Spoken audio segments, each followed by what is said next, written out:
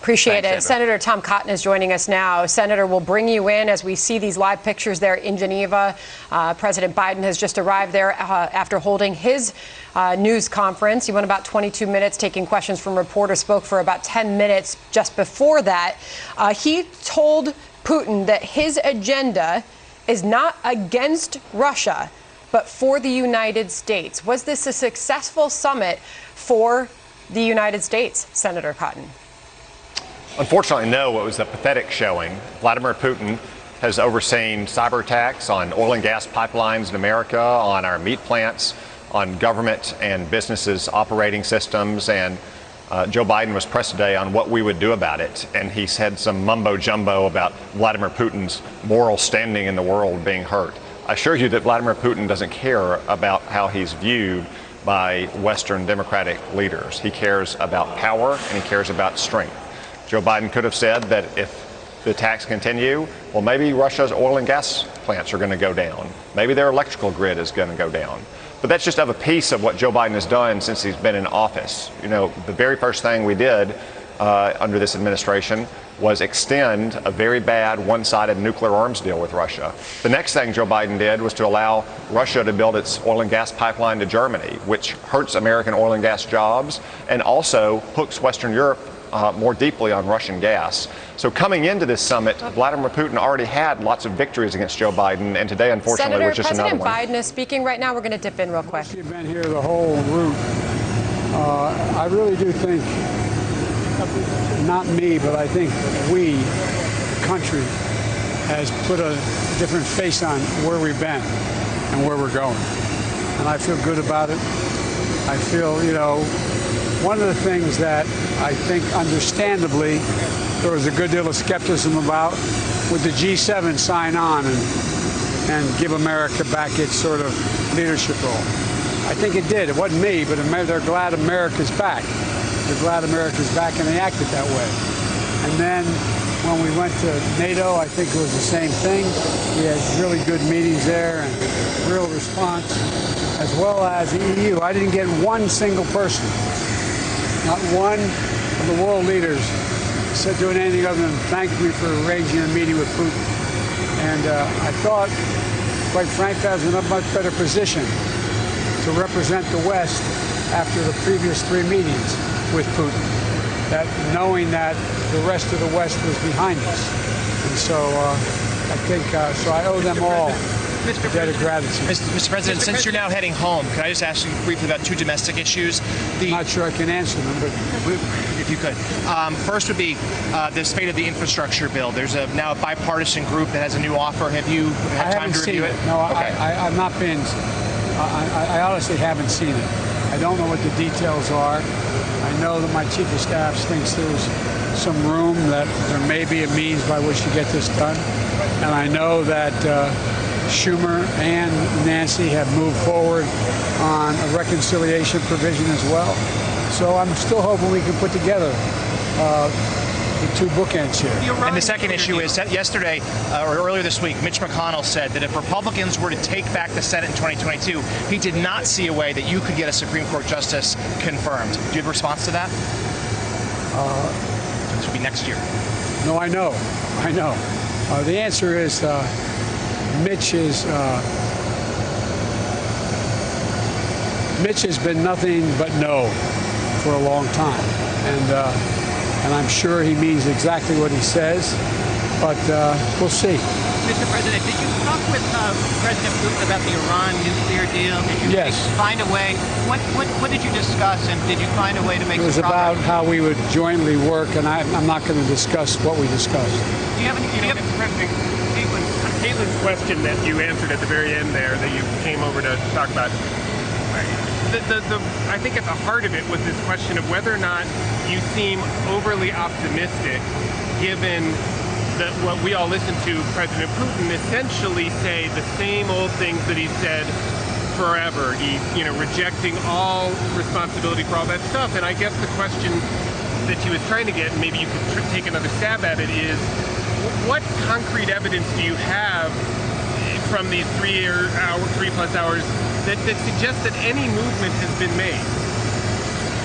And I don't mean that. No. I know, but you're all. Question. Look, to be a good reporter, you got to be negative. You got to have a negative view of life. Okay, it seems to me the way you never ask a positive question. Why, in fact, having agreement? We'll find out. We have an agreement to work on a major arms control agreement. I started working on arms control agreements back all the way during the Cold War. If we could do one in the Cold War, why couldn't we do one now? We'll see. We will see whether or not it happens. But the thing that always amazed me about the questions, and I apologize for having been short on this before. If you were in my position, would you say, well, I don't think, man, anything's going to happen. It's going to be really rough. I think it's going to really be bad. You guarantee nothing happens. You guarantee nothing happens. So there's a value far, to... there's a value to being realistic and put on an optimistic front, an optimistic face. Look, you all said the same thing about the, what was going to happen when we had the first meeting of the seven. Oh, Biden, they're not going to buy Biden stuff. They're really not really. Any of you find that? Did that happen? Any of it? A little bit, just a little sliver of it. When I went to meet with NATO, oh boy, they're not going to be happy. They're all going to be against Biden meeting with Putin. They're not going to want that. Did you hear a single solitary syllable? And what would have happened if I had said, before I went into those negotiations, I think it's going to be really hard. I think it's going to be really difficult. I'm not so optimistic about it. I don't see anybody really changing. And the same way when I met with the EU. The EU's not going to like the way Biden's operating. But this is Vladimir Putin. Sure, it's Vladimir Putin. But look, it was also not. I don't compare him to Putin, but it was the French president said he will never go for more money for NATO. Guess what? He's agreed.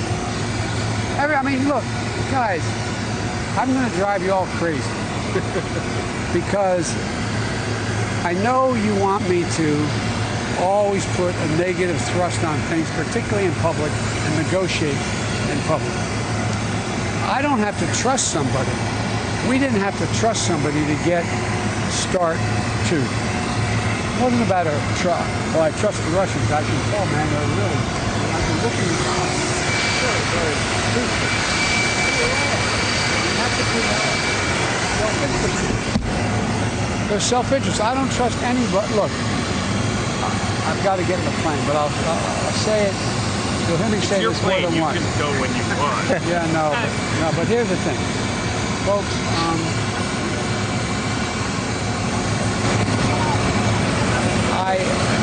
I don't see any benefit ever to begin a negotiation. And I mean, you're the brightest people in the country. You're the most informed people on detail. I'm not being solicited. You are. But it makes no sense for me to negotiate with you. It makes no sense for me to tell you what I'm about to do. It makes, not because I want to hide anything from you. Why would I telegraph that? Did he do anything that surprised you? Was there any moment that you were really surprised by? No, I wasn't surprised because I was convinced that, I'm going to choose my words, Russia's in a very, very difficult spot right now. They are being squeezed by China. They want desperately to remain a major power. You all are writing about, not illegitimately, Biden already gave Putin what he wants, legitimacy, standing in the world stage at the President of the United States. They desperately want to be relevant. They have, and they don't want to be known as some critics have said, the upper boulder with nuclear weapons. It matters. And I found it matters to almost every world leader, no matter where they're from, how they're perceived, their standing in the world. It matters to them. It matters to them in terms of their support at home as well. And so I think that there is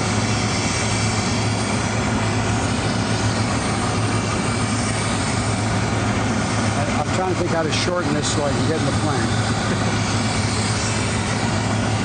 I'm of the view that in the last 3 to 5 years, the world has reached a fundamental inflection point about what it's going to look like 10 years from now. I mean it literally. It's not hyperbole. It's not like I'm trying to pump it up. I think it's a genuine reality. And so each of the countries around the world, particularly those who had real power at one time or still do, are wondering, how do I maintain and sustain our leadership in the world? That's what the United States is going through right now. How do we sustain us being the leading, most powerful, and most democratic country in the world? A lot's going on. I don't know about you. I never anticipated, notwithstanding, no matter how persuasive President Trump was, that we'd have people attacking and breaking down the doors of the United States Capitol. I didn't think that would happen. I didn't think I'd see that in my lifetime. But it's reinforced what I've always known and what I got taught by my political science professors and by the senior members of the Senate that I admired when I got here. That every generation has to reestablish the basis in this fight for democracy. I mean, for real. Literally have to do it. And I've never seen, including since the Civil War, such an outward assault on voting rights. I mean, just a flat assault. I didn't anticipate that happening 4 years ago, but it's happening now. There's a lot at stake.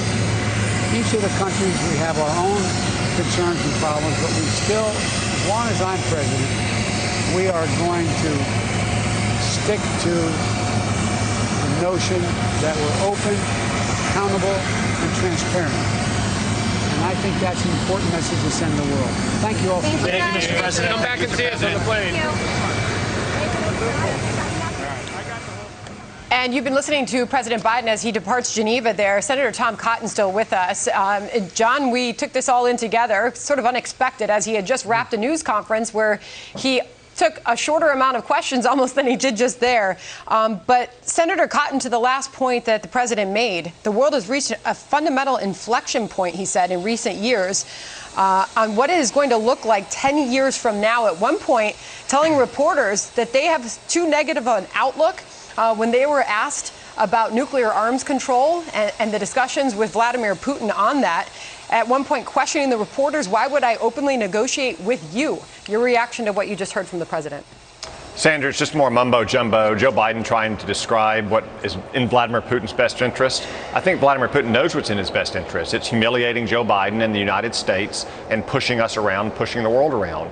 If Joe Biden had gone into this summit from a position of strength, if he had not extended a very badly one-sided nuclear arms control agreement with Russia, if he had shut down that Russian pipeline, we would have been in a much better position coming out of this summit as well.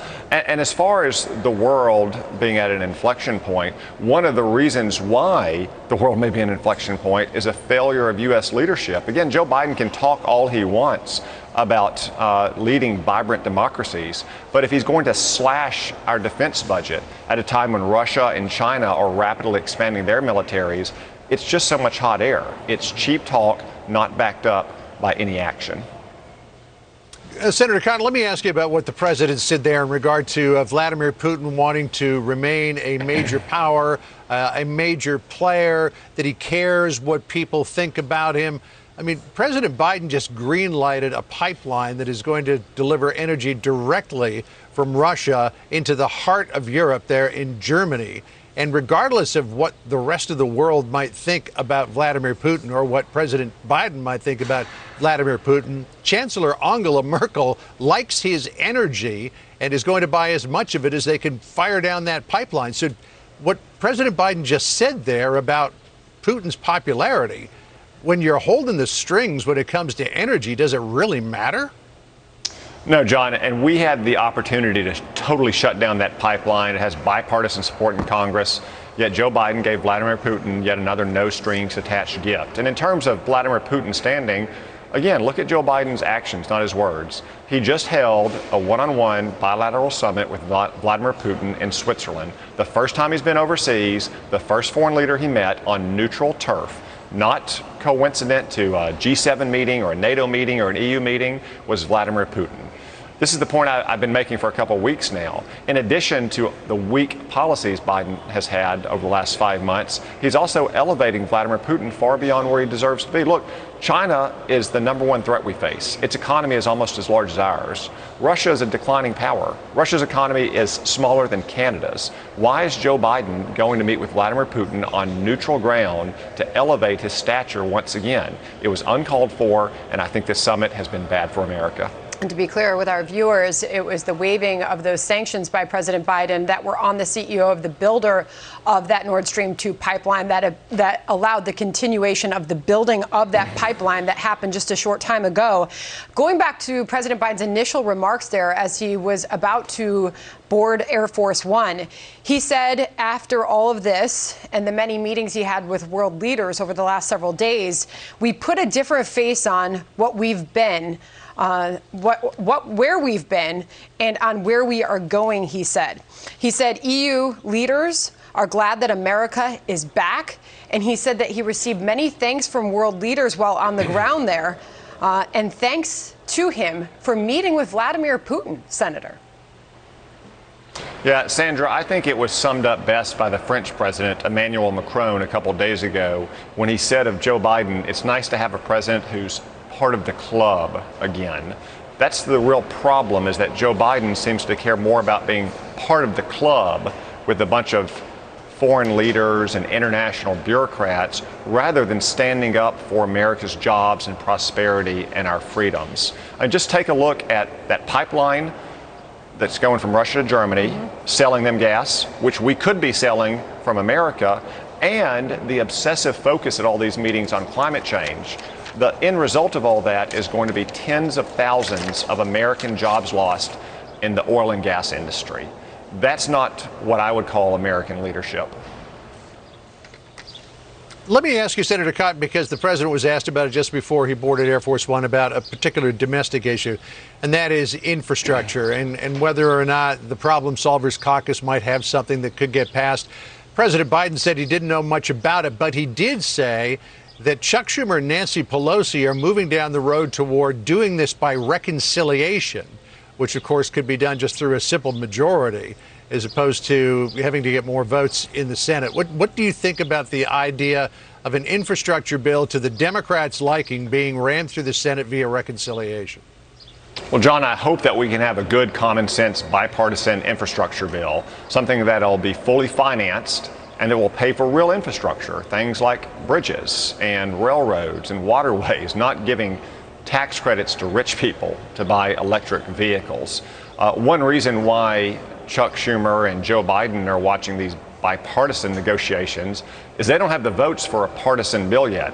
And I'm not sure they'll ever get it if they want to spend tax and spend to the tune of $4 trillion to once again give away things like tax breaks to rich people for electric vehicles, or a whole host of welfare programs that are totally disconnected from working or seeking work or getting training for work. That is massively unpopular with the American people. Senator Cotton, appreciate you joining us this afternoon. Yeah, thank you. Thank you.